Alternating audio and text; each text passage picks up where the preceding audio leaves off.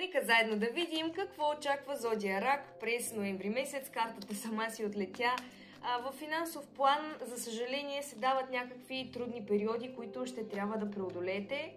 Тук не говорим за някакви големи финансови загуби, които ще търпите, но въпреки всичко някакво неудовлетворение в финансов план. Крайно време е да предприемете някаква стъпка, защото ако оставите нещата така и не поемете нещата в свои ръце, ви се дава забиване на нож в гърба, някой може да ви предаде и няма да постигнете това, за което истински копнеете, а вече сякаш е назрял момента да предприемате действия във връзка с вашето кариерно състояние. Ето и магиосникът ви го казва, че е дошло време да взимате сами вашите финансови решения.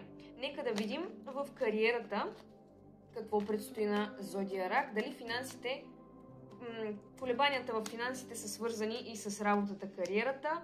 По-скоро финансовите проблеми и кариерните такива се дължат на вашите вътрешни страхове, които е хубаво да изчистите, да поставите едно ново начало в кариерата си. Възможно е да ви предстои смяна на работа.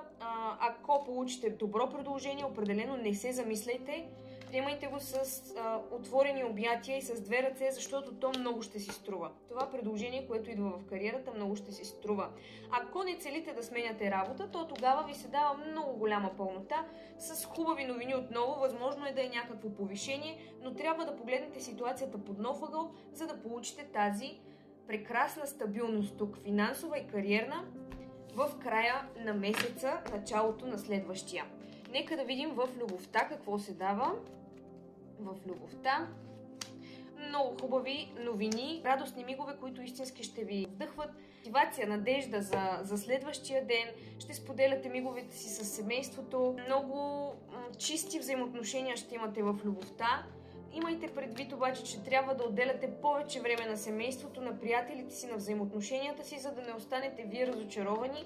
Имате нужда от любов, заслужавате я, така че подарете си я и определено в любовта нещата ще потръгнат. Кризите в любовта, които се дават, са свързани по-скоро с вашето негативно възприятие, с вашите негативни мисли, чувства и страхове. Тези страхове трябва да ги премахнете, за да не ви повлияят лошо за напред във взаимоотношенията. Благодаря ви, че гледахте тази прогноза. Пишете ми за коя зодия да бъде следващата и също така при интерес за лична консултация ме потърсете на лично съобщение.